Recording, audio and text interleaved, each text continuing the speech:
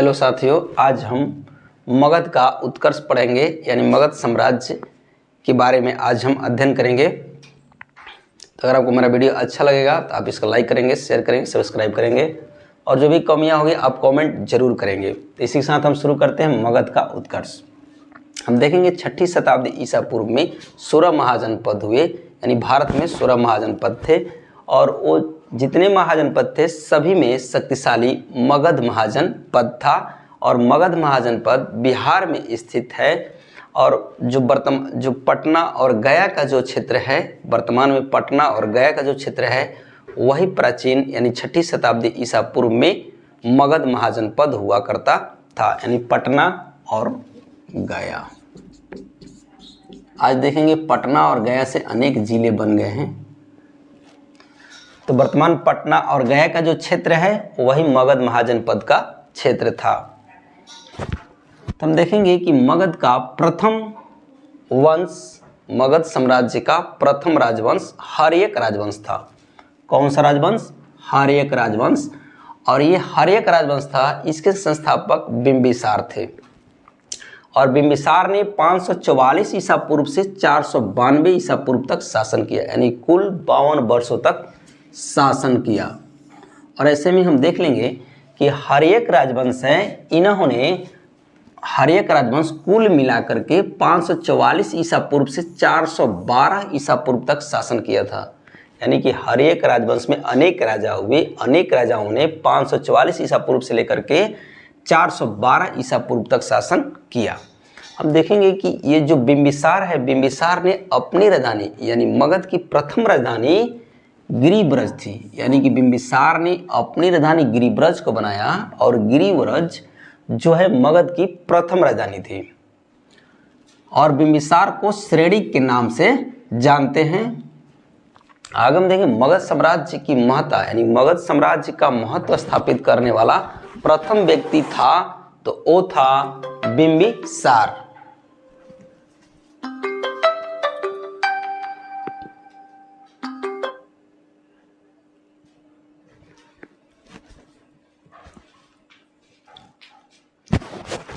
आगे हम देखेंगे मगध साम्राज्य का महत्ता का वास्तविक संस्थापक बिंबिसार को माना जाता है और बिंबिसार जो है एक बौद्ध धर्म का अनुयायी था, यानी कि बौद्ध धर्मानुयायी था। और बिंबिसार जो है महात्मा बुद्ध के समकालीन थे। आगे हम देखेंगे कि बिंबिसार ने अंग महाजनपद के राजा ब्रह्मदत्त को हराया। जो अंग महाजनपद है यानी भागलपुर का जो क्षेत्र है वो पहले अंग महाजनपद का क्षेत्र हुआ करता था। तो अंग महाजनपद के राजा ब्रह्मदत्त को हराया और हरा करके अपने पुत्र अजातशत्रु को अंग का राज्यपाल बनाया, यानी कि अंग का प्रशासक बनाया, अंग का राजा बनाया। और देखेंगे बिंबिसार के शासन काल में यानी दरबार में जीवक नामक चिकित्सक रहा करते थे, डॉक्टर रहा करते थे। और इस डॉक्टर को इन्होंने अवंती के राजा चंड प्रद्योत के इलाज के लिए भेजा था, यानी कि अवंती के शासक जो हैं बिंबिसार के समकालीन हैं। और अवंती के जो शासक हैं उनका नाम है चंड प्रद्योत।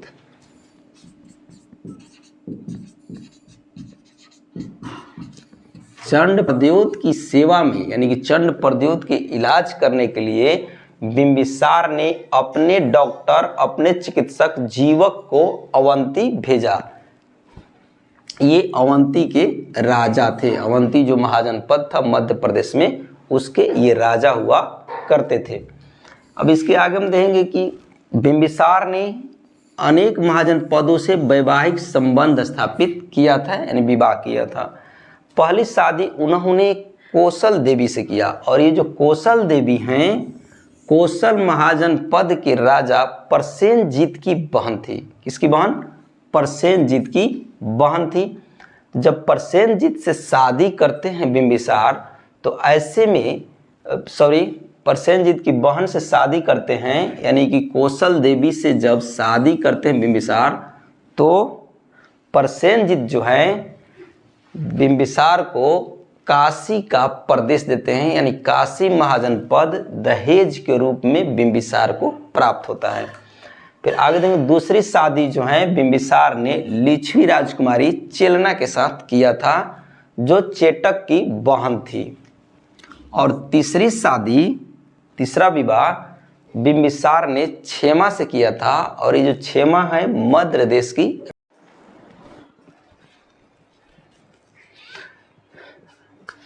अजातशत्रु 492 ईसा पूर्व में अपने पिता बिंबिसार की हत्या करके शासक बना। यानी जो अजातशत्रु है प्रतिहंता है, यानी कि अपने पिता की हत्या करके शासक बना, इसलिए अजातशत्रु को हम पितृहंता के नाम से जानते हैं। और इन्होंने 492 ईसा पूर्व में गद्दी आसीन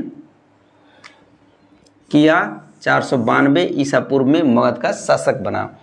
और इसका एक नाम कुणिक भी मिलता है।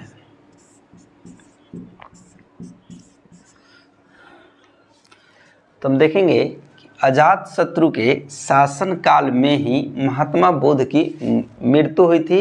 यानी कि अजातशत्रु के शासन काल के 8वें वर्ष महात्मा बुद्ध की मृत्यु हुई, और अजातशत्रु के शासन काल में ही प्रथम बौद्ध संगति का आयोजन राजगीर में हुआ, राजगीर के सप्तपर्णी गुफा में हुआ। और इसी बौद्ध संगति यानी कि प्रथम बौद्ध संगति में ही सूत पिटक और विनय पिटक नामक बौद्ध ग्रंथ का संकलन किया गया, यानी लिपिबद्ध किया गया।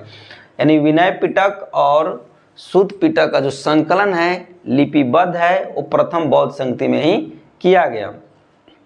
हम आगे देखेंगे कि इनका साम्राज्य विस्तार, यानी अजातशत्रु ने मगध साम्राज्य का विस्तार कहाँ तक किया। तो इन्होंने वजीसंघ को और काशी को अपने प्रदेश से मिलाया है, यानी कि वजीसंघ और काशी पर अजातशत्रु ने अधिकार करके मगध साम्राज्य में मिलाया। तो हम देखेंगे वजीसंघ के बारे में। ये जो वजीसंघ है, वजीसंघ जो वर्तमान वैशाली का क्षेत्र जो है, तो वजीसंघ एकता के लिए जाना जाता था। तो ऐसे में अजातशत्रु ने अपने मंत्री वस्कार की सहायता से वजीसंघ में फूट डाली। यानी इसमें एकता बहुत ज़्यादा थी, और महात्मा बुद्ध भी वजियों की एकता की प्रशंसा किए हैं, लिच्छवियों की प्रशंसा किए हैं। तो वस्कार की सहायता से वजीसंघ में फूट डलवाई, और फूट डलवाने के उपरांत ही इस पर जो है अजातशत्रु ने अधिकार किया। और ये जो युद्ध हुआ वजियों के साथ, इस युद्ध में नए हथियार के रूप में अजातशत्रु ने रथ, मूसल और महाशिला कंटक जैसे हथियारों का प्रयोग किया। यानी ये नए हथियार थे, रथ, मूसल और महाशिला कंटक का प्रयोग किस युद्ध में हुआ? वजियों के साथ युद्ध में हुआ। फिर हम देखेंगे कि जब ये वजी से युद्ध कर रहे थे अजातशत्रु, तो अपनी सेना पाटलिपुत्र यानी पाटल गांव में रखे थे। पाटल गांव से ही युद्ध का नियंत्रण होता था, यानी युद्ध का जो संचालन था अजातशत्रु पाटल गांव से ही करता था। यानी कि वजीसंघ के साथ जो युद्ध हो रहा था उसका संचालन अजातशत्रु पाटल गांव से करता था। ऐसे में इन्होंने पाटल गांव के समीप पाटलिपुत्र नामक नगर बसाया, यानी कि सामरिक महत्व को देखते हुए पाटलिपुत्र नामक नगर बसाया। हम देखेंगे काशी। तो काशी तो हम जानते हैं कि बिंबिसार ने जब कौशल देवी से शादी किया था तो राजा प्रसेनजीत ने दहेज के रूप में काशी दिया था।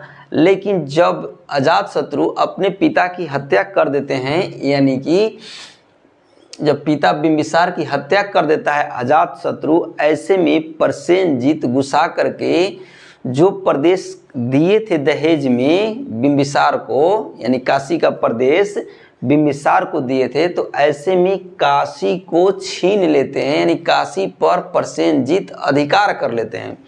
तो ऐसे में अजातशत्रु क्या करता है कि काशी पर पुनः चढ़ाई करता है और कौशल नरेश प्रसेनजीत से युद्ध करता है। और जब युद्ध होता है तो कौशल नरेश हार जाते हैं, और हारते हैं तो अपनी पुत्री वजीरा की शादी अजातशत्रु से करते हैं, और पुनः दहेज के रूप में अजातशत्रु को काशी का प्रदेश मिलता है। ये बात आप समझ गए होंगे काशी पुनः कैसे प्राप्त हुआ।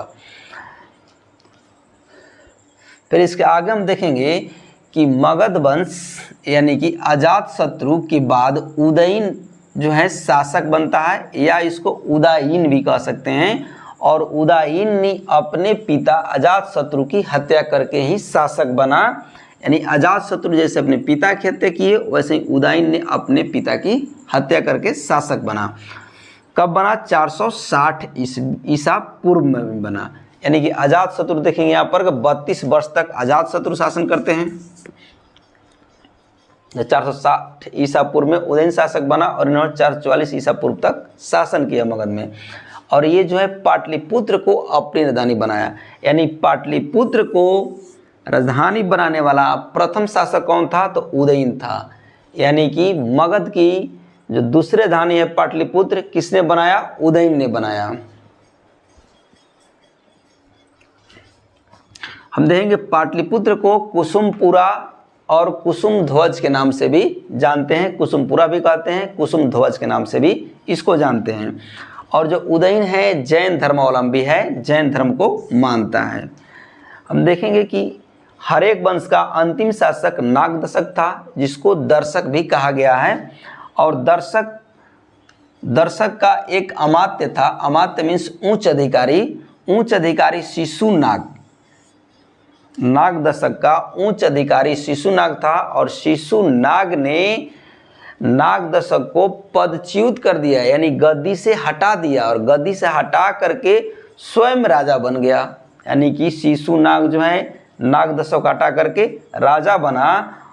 कहाँ का राजा बना? मगध का राजा बना। और इन्होंने अपने ही नाम पर अपने वंश की स्थापना की, जिसको हम शिशुनाग वंश के नाम से जानते हैं। तो शिशुनाग वंश के संस्थापक शिशुनाग हैं। और शिशुनाग वंश की स्थापना कब की? 412 ईसा पूर्व में।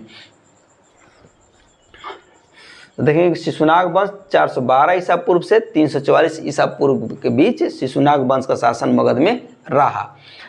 और शिशुनाग ने बज्जी पर कठोर नियंत्रण स्थापित करने के लिए वैशाली को अपनी दूसरी राजधानी बना लिया।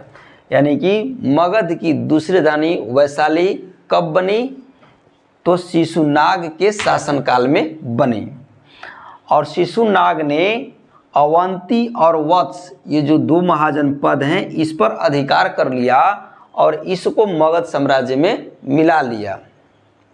अब इसके बाद देखेंगे शिशुनाग के बाद, यहाँ से नोट करेंगे, ये दूसरा वंश है, ये पहला वंश है। तो शिशुनाग के बाद कालाशोक या काकवर्ण राजा बनता है। कालाशोक को ही काकवर्ण कहते हैं। तो शिशुनाग के बाद कालाशोक शासक बना और इसने वैशाली को राजधानी का दर्जा समाप्त कर दिया। यानी वैशाली से राजधानी वापस ला करके पाटलिपुत्र को ही ये राजधानी बनाया।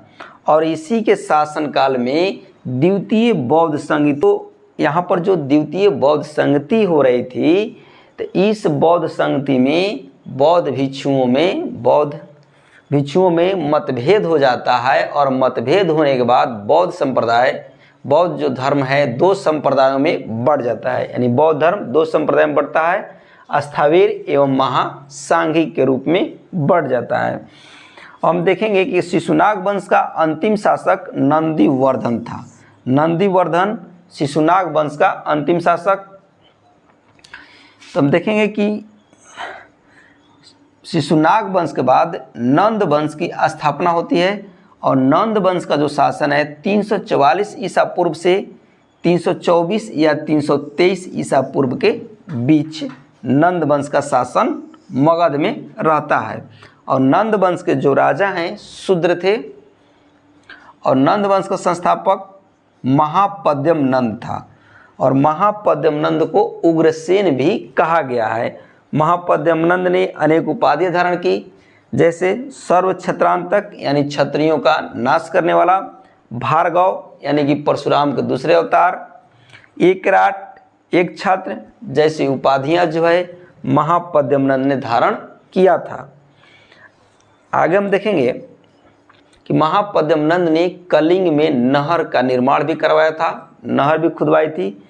और इसकी जानकारी, नहर खुदवाने की जानकारी कलिंग राज खारवेल का हाथी गुफा अभिलेख से पता चलता है कि महापद्यम नंद ने कलिंग में नहर खुदवाई थी। और इसके साथ ही ये भी प्रमाण मिलता है कि महापद्मनंद जो है एक जैन प्रतिमा कलिंग से लेकर के मगध आए थे। अब इसके बाद देखेंगे हम कि महापद्मनंद के बाद उसके पुत्र घानानंद जो है मगध का शासक बनता है, लेकिन नंद वंश का दूसरा शासक बनता है। तो देखेंगे कि महापद्मनंद जो है, महापद्मनंद के 8 पुत्र थे, 8 पुत्रों में से एक घानानंद था और घानानंद जो है शासक बनता है। यूनानी लेखक जो हैं घानानंद को अग्रमीज के नाम से पुकारते हैं। यूनानी लेखकों ने घानानंद का नाम अग्रमीज लिखा है। तो हम देखेंगे कि जो सिकंदर है, सिकंदर यूनानी शासक सिकंदर घानानंद का ही समकालीन था और इसी के समयावधि में यानी 325 ईसा पूर्व में घानानंद ने भारत पर आक्रमण किया था और उसकी जो सेना है ब्यास नदी के उस पार से ही लौट जाती है।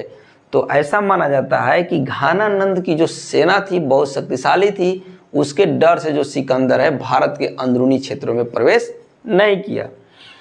और भी तर्क दिए जाते हैं कि सिकंदर की सेना जो है युद्ध करते करते थक गई थी और एक लंबे अरसे से घर से बाहर थी, तो उनको घर की याद आ रही थी, ऐसे में वापस वहाँ से लौट गए ब्यास नदी से।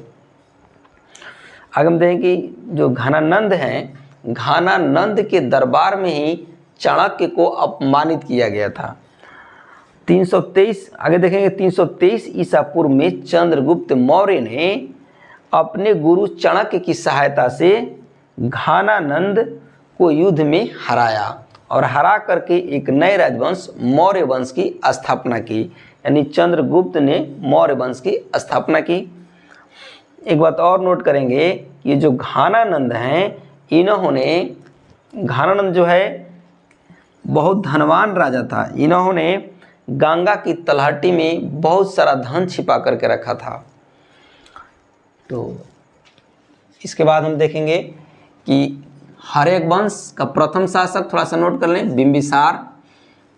शिशुनाग वंश का प्रथम शासक शिशुनाग। नंद वंश का प्रथम शासक महापद्मनंद, यानी प्रथम शासक मीन संस्थापक। अंतिम शासक देख लेंगे, हर्यक वंश का अंतिम शासक नागदशक या दर्शक। शिशुनाग वंश का अंतिम शासक नंदीवर्धन और नंद वंश का अंतिम शासक घानानंद। थैंक यू साथियों।